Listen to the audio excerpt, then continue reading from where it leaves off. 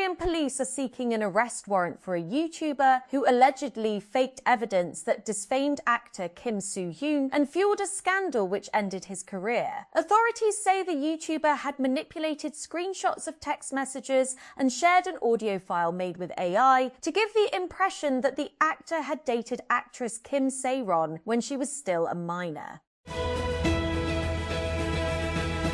Public health risk from the current Ebola outbreak in the Democratic Republic of Congo has been increased from high to very high by the World Health Organization. In an update on Friday, the WHO's head, Dr. Tedros Adhanom Ghebreyesus, also said the risk in the wider region in Africa was high, but it remained low at a global level. Russia has expressed outrage as it reported that a Ukrainian drone attack killed at least 4 people in the occupied Luhansk region. The Moscow-installed regional governor, Leonid Pasechnik, reported on Friday that a student dormitory in Starobilsk was hit. The Kremlin, which has killed thousands in Ukraine since launching Go, described it as a monstrous crime.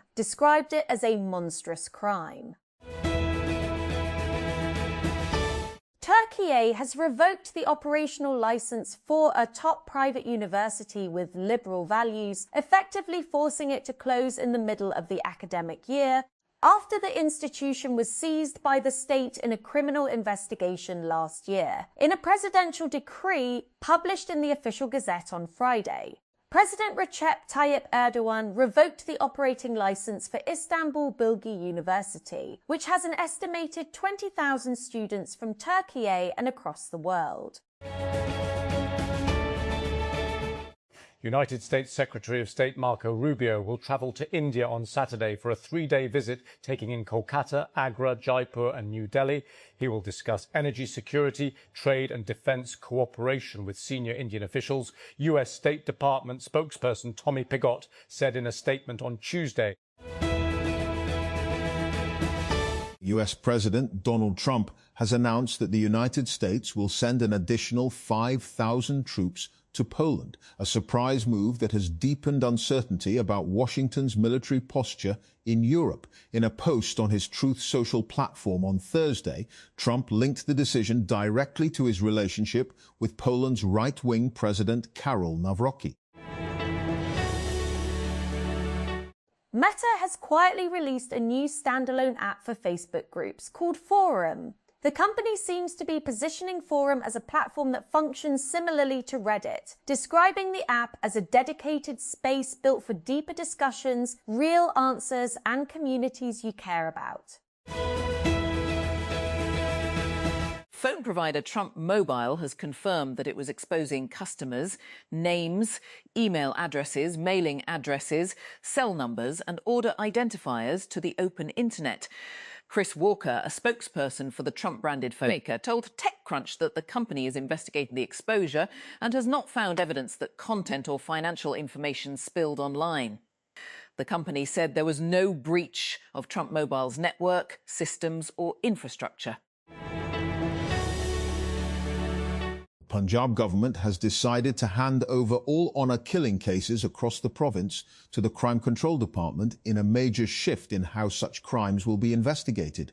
According to sources, every murder committed in the name of honour will now be probed by the CCD. The department had previously been focused mainly on organised crime, habitual offenders and narcotics-related cases.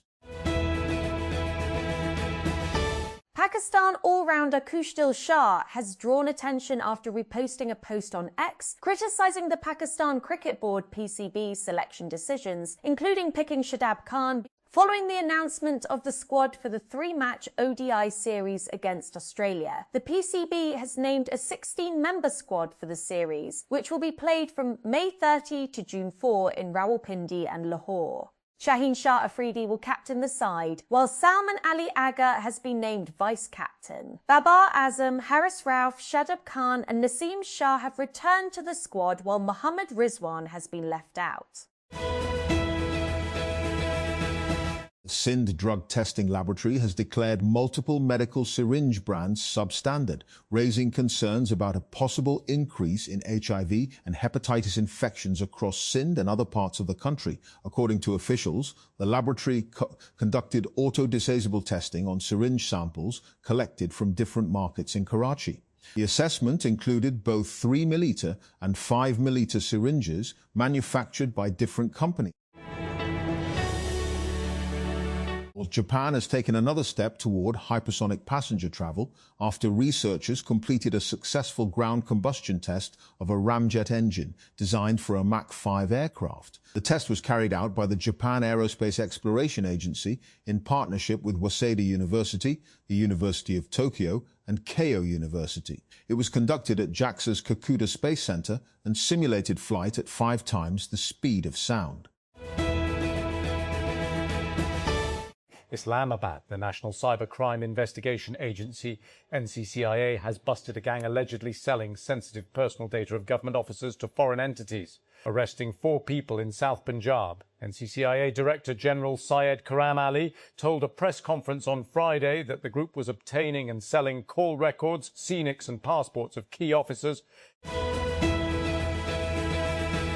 Scientists at Oxford University are developing a new vaccine that could be ready for clinical trials within 2 to 3 months to help tackle the Ebola emergency. The outbreak, centered on the Democratic Republic of Congo, has resulted in 750 suspected cases and 177 deaths. Israeli attacks have killed at least 11 people in southern Lebanon, including several healthcare workers. The attacks occurred on Friday in the Tyre district. They are the latest in a long line, questioning the durability of the shaky United States-mediated ceasefire between Israel and Lebanon. Senegal's Prime Minister has condemned the West, accusing it of attempting to impose homosexuality on the West African nation. Ousmane Sonko made the remarks while addressing the National Assembly on Friday. During his speech, he defended newly introduced laws targeting Senegal's LGBTQ community as part of a broader crackdown on same-sex relations, measures that have drawn criticism from human rights activists.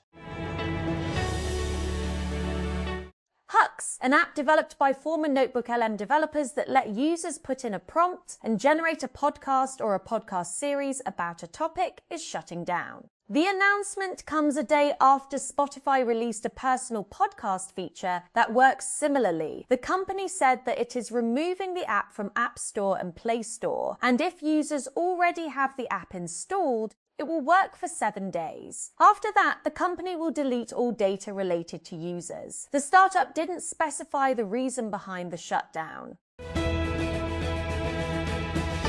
SpaceX may have stolen the show with its IPO prospectus, but Elon Musk's aerospace AI data center company wasn't the only notable business to file to go public this week. On Thursday, Finnish smart ring company Aura said that it had confidentially submitted a Form S-1 to the US Securities and Exchange Commission in preparation for an IPO. Founded in 2015, Aura has emerged as one of the most popular wearable health trackers, setting itself apart from Fitbit, Garmin and Apple's watch-like products with a sleek, unobtrusive ring.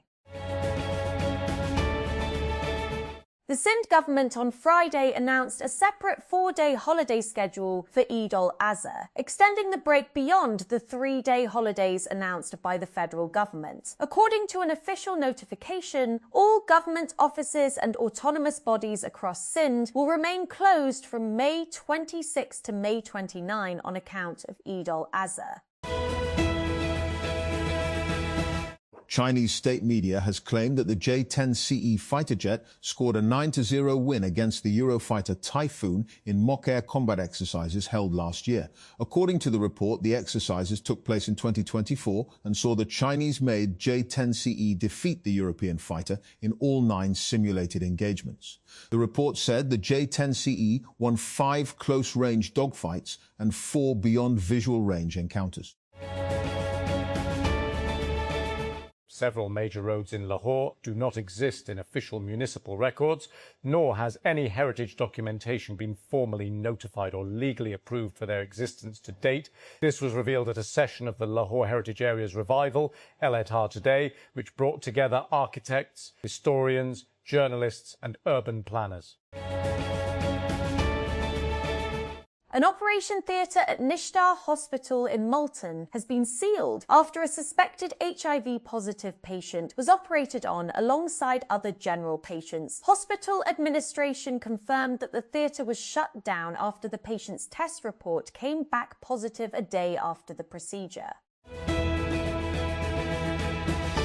Sindh Police has announced security support for citizens withdrawing large amounts of cash from banks amid a rise in street crimes targeting bank customers. The move comes as incidents of robbery involving people leaving banks with cash continue to surface in the city. Some parts of India are grappling with power cuts as record-breaking heat has pushed electricity demand to all-time high in excess of 270 gigawatts, spurring a government call for consumers to limit use. An El Niño weather pattern is bringing above-average summer temperatures across the subcontinent in May, with nighttime outages running from 40 minutes to an hour in the manufacturing and infotech hub of Chennai, residents said. The US Defense Department on Friday released a second batch of previously classified files on alleged unidentified flying objects, sightings including references to people reporting unexplained green orbs, disks and fireballs. At the order of President Donald Trump, the first batch was made public on May 8. Punjab Chief Minister Maryam Nawaz has warned that any attempts to exert political pressure, abuse influence or exploit a woman by threatening to release personal content in the case involving actor Momina Iqbal and PMLN MPA Saqib Chadha will be met with firm and uncompromising action. In a tweet posted on Friday evening, the CM said the matter is a personal issue that will be addressed strictly on merit and in accordance with the law. An Australian tourist has died after falling into a ravine whilst hiking the Inca Trail to Machu Picchu in Peru. Matthew Payton's body was found on Thursday evening local time. His employer, Victoria Police, told CNN in a statement. Australia's 9 News, a CNN affiliate, reported that he fell from the trail at 2 p.m. on Wednesday.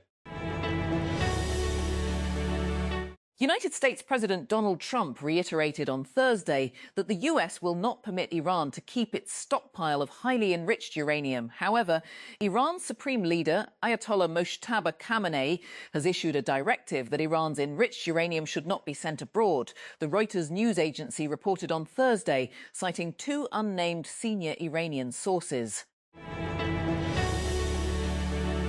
2 Indian climbers have died on Mount Everest during a record-breaking period of ascents via Nepal's southern route. As experts warn of overcrowding on the world's highest peak, Nepal is home to 8 of the world's 10 highest peaks and welcomes hundreds of adventurers each spring. On May 14, the High Court in the central Indian state of Madhya Pradesh ruled that the centuries-old Kamal Maula Mosque in the city of Dar was actually a temple dedicated to a Hindu goddess. 2 days later, saffron flags associated with Hindu far-right groups were all over the site, with supporters celebrating and filming rituals that were carried out. The Kamal Maula Mosque, also known as the Bodhshala complex, has been disputed for decades. And such claims are not unique to this mosque. Far-right Hindutva activists have made similar claims that a given mosque was built atop a temple across the country, emboldened by Prime Minister Narendra Modi's rise to power in 2014.